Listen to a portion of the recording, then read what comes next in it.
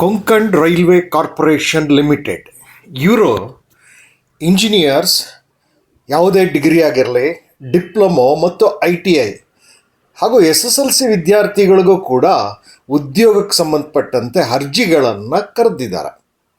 ಈ ಅರ್ಜಿನ ಯಾವಾಗ ಹಾಕಬೇಕಪ್ಪ ಅಂತಂದ್ರೆ 16 ಸೆಪ್ಟೆಂಬರ್ 2024ರಿಂದ 16 ಅಕ್ಟೋಬರ್ 2024 ಒಳಗೆ ನೀವು ಅರ್ಜಿಯನ್ನು ಸಲ್ಲಿಸಬೇಕಾಗತ್ತೆ. ಯಾರು ಇದಕ್ಕೆ ಎಲಿಜಿಬಲ್, ಯಾವ ವಿದ್ಯಾರ್ಥಿ ಯಾವ ಕ್ಯಾಂಡಿಡೇಟ್ಸ್ಗಳು ಅಭ್ಯರ್ಥಿಗಳು ಇದಕ್ಕೆ ಎಲಿಜಿಬಲ್ ಅಂತಂದ್ರೆ ಲ್ಯಾಂಡ್ ಲೂಸರ್ ಕ್ಯಾಂಡಿಡೇಟ್ಸ್ ಅಂತ ಮೊದಲನೇವರು. ಅಂದರೆ ಕೊಂಕಣ್ ರೈಲ್ವೆ ಪ್ರಾಜೆಕ್ಟಲ್ಲಿ ಅಲ್ಲಿ ಯಾರ್ಯಾರಿಗೆ ತಮ್ಮ ಆಸ್ತಿ ಪಾಸ್ತಿಗಳ ನಷ್ಟ ಆಗಿದೆ ಅವರಿಗೆ ಆ ಪ್ರಾಜೆಕ್ಟ್ನಿಂದ ಅಂಥವರ ಅಭ್ಯರ್ಥಿಗಳು ಅವರಿಗೆ ಎಲಿಜಿಬಿಲಿಟಿ ಕೊಟ್ಟಿದ್ದಾರೆ. ಎರಡನೇದು other than land loser candidates ಅಂತ. ಇದ್ರ ಏನರ್ಥ ಅಂದರೆ ನಿಮ್ಮ ಜಾಗ ಕಳ್ಕೊಂಡಿದ್ದೀರೋ ಇಲ್ವೋ, ಬಟ್ ಆ ಕ್ಷೇತ್ರದಲ್ಲಿ ಇದ್ದೀರಿ, ಆ ಕ್ಷೇತ್ರದಲ್ಲಿ ಇದ್ದ ಒಂದೇ ಕಾರಣಕ್ಕೆ ಅಲ್ಲಿ ನೀವು ಎಂಪ್ಲಾಯ್ಮೆಂಟ್ ಎಕ್ಸ್ಚೇಂಜ್, ಅಲ್ಲಿನ ಎಂಪ್ಲಾಯ್ಮೆಂಟ್ ಎಕ್ಸ್ಚೇಂಜಲ್ಲಿ ರಿಜಿಸ್ಟ್ರೇಷನ್ ಮಾಡಿಸಿರಬೇಕು, ನೀವು ಉದ್ಯೋಗ ಬೇಕಾಗಿದೆ ಅಂತ ಹೇಳಿ. ಸೊ ಅಂಥವರಿಗೆ ಎಲಿಜಿಬಲ್ ಈ ಜಾಬ್ಸ್ಗಳಿಗೆ ಅಪ್ಲೈ ಮಾಡೋದಕ್ಕೆ. ಮೂರನೇದಾಗಿ ಡೊಮಿಸೈಲ್, ಎಲ್ಲೆಲ್ಲಿ ಮಹಾರಾಷ್ಟ್ರ, ಗೋವಾ ಮತ್ತು ಕರ್ನಾಟಕದ ಡೊಮಿಸೈಲ್ ಆಗಿರುವಂತಹ ಅಭ್ಯರ್ಥಿಗಳಿಗೆ. ಇನ್ನು ನಾಲ್ಕನೇ ಅವಕಾಶ KRCL ಎಂಪ್ಲಾಯೀಸ್ಗಳಿಗೆ, ಅಂದರೆ ಕೊಂಕಣ್ ರೈಲ್ವೆ ಕಾರ್ಪೊರೇಷನ್ ಲಿಮಿಟೆಡಿನ ಅಲ್ಲಿ ಕೆಲಸ ಮಾಡ್ತಿರುವಂಥ ನೌಕರರಿಗೆ. ಸೊ ಈ ರೀತಿಯಾಗಿ 4 ವರ್ಗಗಳನ್ನು ಮಾಡ್ಕೊಂಡಿದ್ದಾರೆ.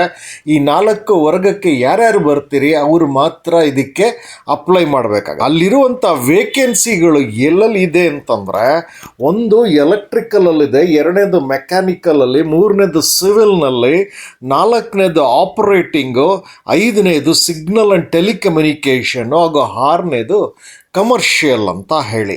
ಸೊ ಇದರಲ್ಲಿ ಯಾವ್ಯಾವುದರಲ್ಲಿ ಇಂಜಿನಿಯರ್ಸ್ ಬರ್ತಾರೆ, ಯಾವ್ಯಾವುದರಲ್ಲಿ ITI ಡಿಪ್ಲೊಮೋನವ್ರು ಬರ್ತಾರೆ, ಮತ್ತು ಯಾವ ಪೋಸ್ಟಿಗೆ ಡಿಗ್ರಿನವ್ರು ಅಪ್ಲೈ ಮಾಡ್ಬೋದು ಅನ್ನೋದನ್ನು ಮುಂದೆ ಹೇಳ್ತೀನಿ ನಾನು.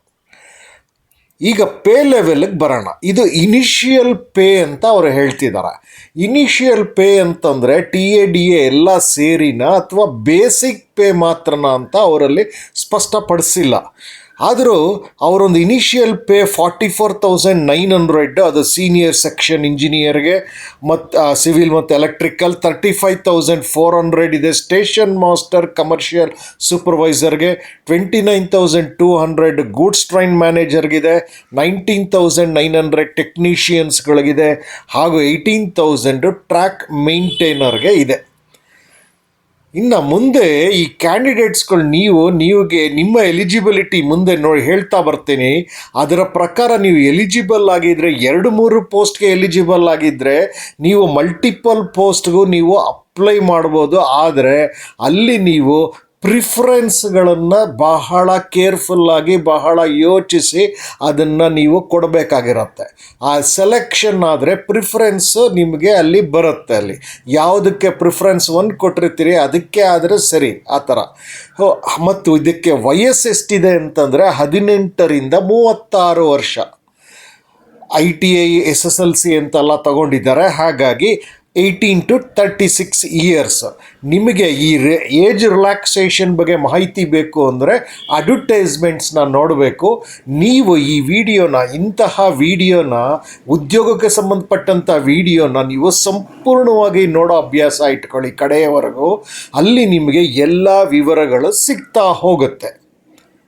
ಇನ್ನು ರಿಕ್ರೂಟ್ಮೆಂಟ್ ಪ್ರೋಸೆಸ್ ಇದೆಯಲ್ಲ, ಮತ್ತು ಪ್ಯಾಟ್ರನ್, ಸಿಲೆಬಸ್ ಪ್ಯಾಟ್ರನ್ ಏನಿದೆ ಅಂತ ಹೇಳಿ, ಹಾಗೂ ಕ್ವಾಲಿಫಿಕೇಷನ್ ಮಾರ್ಕ್ಸ್ ಎಷ್ಟು ತಗೊಳ್ಬೇಕಾಗತ್ತೆ, ಅದೆಲ್ಲದರ ಬಗ್ಗೆ ಮಾಹಿತಿಗಳು ಇದು ಅಡ್ವರ್ಟೈಸ್ಮೆಂಟ್ಸಲ್ಲಿದೆ.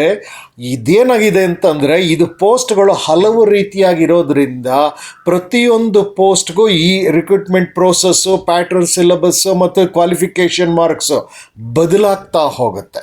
ಸೊ ಮೊದಲೇ ಹೇಳಿದಾಗೆ ಅಡ್ವರ್ಟೈಸ್ಮೆಂಟ್ಸ್ ಬಗ್ಗೆ ಎಲ್ಲ ನಾನು ಮಾಹಿತಿ ಕೊಡ್ತೇನೆ. ವಿಡಿಯೋವನ್ನು ಕಡೆಯವರೆಗೂ ನೋಡ್ತಾ ಬನ್ನಿ.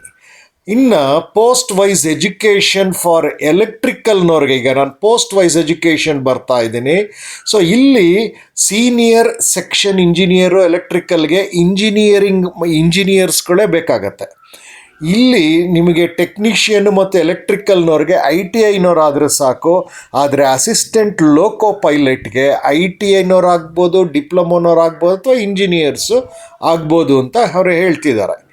ಇನ್ನು post wise education for civil ಇದಕ್ಕೆ ಬಂದರೆ ಅಲ್ಲಿ ಸಿವಿಲ್ ಇಂಜಿನಿಯರ್ಸ್ಗೆ ಮತ್ತು ಟ್ರ್ಯಾಕ್ ಮೇಂಟೆನೆನ್ಸ್ಗೆ ನೋಡಿ SSLC ಆಗಿದ್ದರೆ ಸಾಕು ಅಂತ ಕೇಳ್ತಾ ಇದ್ದಾರೆ. ಇನ್ನು ಪೋಸ್ಟ್ ವೈಸ್ ಎಜುಕೇಷನ್ ಫಾರ್ ಮೆಕ್ಯಾನಿಕಲ್ಗಾದರೆ ಅದು ITI ಆಗಿದ್ದರೆ ಸಾಕು ಅಂತಿದ್ದಾರೆ. ಇನ್ನು ಆಪ್ರೇಟಿಂಗಿಗೆ ಸಂಬಂಧಪಟ್ಟಂತೆ ಸ್ಟೇಷನ್ ಮಾಸ್ಟರ್ ಆಗೋದಕ್ಕೆ ಎನಿ ಡಿಗ್ರಿ ಇಸ್ ಓಕೆ ಅಂತಿದ್ದಾರೆ. ಗೂಡ್ಸ್ ಟ್ರೈನ್ ಮ್ಯಾನೇಜರ್ಗೂ ಎನಿ ಡಿಗ್ರಿ, ಸೊ ನೀವು BA, BSc, BCom, BBMB ಏನಾದರೂ ಮಾಡಿರ್ರಿ, you are eligible to become station master or goods train manager. ಮತ್ತು ಪಾಯಿಂಟ್ಸ್ಮನ್ಗೆ ಬರೀ 10th ಆಗಿದ್ದರೆ ಸಾಕು ಅಂತ ಅವರು ಹೇಳ್ತಿದ್ದಾರೆ. ಇದೇ ರೀತಿ ಸಿಗ್ನಲ್ ಆ್ಯಂಡ್ ಕಮ್ಯುನಿಕೇಷನ್ಗೆ ಬಂದಾಗ ಆ ITI ಅಥವಾ ಸೆಕೆಂಡ್ PUC ಆಗಿದ್ದರೆ ಸಾಕು ಅಂತ, PUCನಲ್ಲಿ ಫಿಸಿಕ್ಸು ಮ್ಯಾಥ್ಸ್ ಓದಿದರೆ ಸಾಕು ಅಂತ ಹೇಳಿ. ಅದೇ ರೀತಿ ಕಮರ್ಷಿಯಲ್ಗೆ ಬಂದಾಗ ಕಮರ್ಷಿಯಲ್ ಸೂಪರ್ವೈಸರ್ ಕೂಡ ಒನ್ಸ್ ಅಗೇನ್ ಎನಿ ಡಿಗ್ರಿ ಅಂತಿದ್ದಾರೆ. ಎನಿ ಡಿಗ್ರಿ ಅಂದರೆ BA, BSc, BCom, ಯಾವುದಾದ್ರೂ ಆಗ್ಬೋದು, ಜನರಲ್ ಡಿಗ್ರಿನೂ ಆಗ್ಬೋದು ಅಥವಾ ಇಂಜಿನಿಯರಿಂಗೂ ಆಗ್ಬೋದು.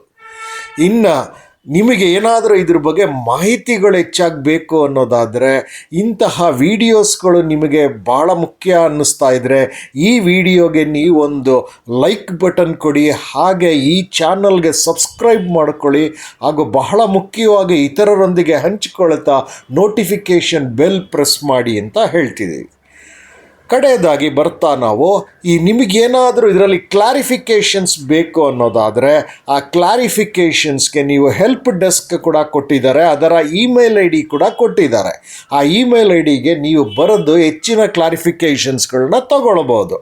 ಇನ್ನು ಕಡೆಯದಾಗಿ ಹೇಳೋದಾದರೆ ವೆಬ್ಸೈಟ್ ಲಿಂಕು, ಅಡ್ವರ್ಟೈಸ್ಮೆಂಟ್ ಲಿಂಕ್ ನಾನು ಆಗ್ಲಿಂದ ಹೇಳ್ತಾ ಇದ್ದೀನಿ. ಅಡ್ವರ್ಟೈಸ್ಮೆಂಟ್ ಲಿಂಕ್ಸು ಹೋಗಿ ಅಡ್ವರ್ಟೈಸ್ಮೆಂಟ್ನ ಸಂಪೂರ್ಣ ಓದಬೇಕು. ಮತ್ತೊಮ್ಮೆ ಹೇಳ್ತಿದ್ದೀನಿ, 2-3 ಬಾರಿ ಸಂಪೂರ್ಣ ಓದಬೇಕು. ನೀವು ಪ್ರತಿಯೊಂದು ಅಕ್ಷರ ವಾಕ್ಯಗಳನ್ನು ಓದಿ ಅರ್ಥ ಮಾಡ್ಕೊಳ್ಬೇಕು ಅಪ್ಲೈ ಮಾಡೋಕ್ಕೆ ಮುಂಚಿತವಾಗಿ. ಹಾಗಾಗಿ ಅದೆಲ್ಲದನ್ನು ನಾನು ಈ ವಿಡಿಯೋ ಕೆಳಗಡೆ ಡಿಸ್ಕ್ರಿಪ್ಷನ್ ಬಾಕ್ಸ್ ಬರುತ್ತೆ, ವಿಡಿಯೋ ಕೆಳಗಡೆ ಮೋರ್ ಅಂತ ಒಂದು ಸಣ್ಣ ಪದ ಬರುತ್ತೆ, ನೀವು ಕ್ಲಿಕ್ ಮಾಡಿದ್ರೆ ಒಂದು ಡಿಸ್ಕ್ರಿಪ್ಷನ್ ಬಾಕ್ಸ್ ಬರುತ್ತೆ, ಅದರಲ್ಲಿ ಎಲ್ಲವನ್ನೂ ನೀಡಿದ್ದೇನೆ. ನೀವು ಅದರಲ್ಲಿ ಹೋಗಿ ನೋಡಿ, ಎಲ್ಲ ಲಿಂಕ್ಗಳಲ್ಲಿ ಅದನ್ನು ಅರ್ಥ ಮಾಡ್ಕೊಳ್ಳಿ. ಹಾಗೂ ಅರ್ಜಿ ಹಾಕೋದಕ್ಕೆ ಮುಂಚಿತವಾಗಿ ಅದಕ್ಕೆ ನೀವು ಎಲಿಜಿಬಲ್ ಇದ್ದೀರಾ ಅಂತ ನೋಡ್ಕೊಳ್ಳಿ. ಎಲಿಜಿಬಲ್ ಇತ್ತು ಅಂದರೆ ನೀವು ಅರ್ಜಿ ಹಾಕಿ ತಯಾರಿ ಮಾಡ್ಕೊಳ್ಳಿ. ನಿಮಗೆ ಈ ವಿಡಿಯೋ ಇಷ್ಟ ಆಗಿದ್ದರೆ ಲೈಕ್ ಮಾಡಿ, ಚಾನಲ್ನ ಸಬ್ಸ್ಕ್ರೈಬ್ ಮಾಡ್ಕೊಳ್ಳಿ, ನೋಟಿಫಿಕೇಷನ್ ಬೆಲ್ ಒತ್ತಿ, ಹಾಗೂ ಬಹಳ ಮುಖ್ಯವಾಗಿ ಇತರರೊಂದಿಗೆ ಹಂಚಿಕೊಳ್ಳಿ. ಎಲ್ಲರಿಗೂ ಶುಭವಾಗಲಿ. ನಮಸ್ಕಾರ.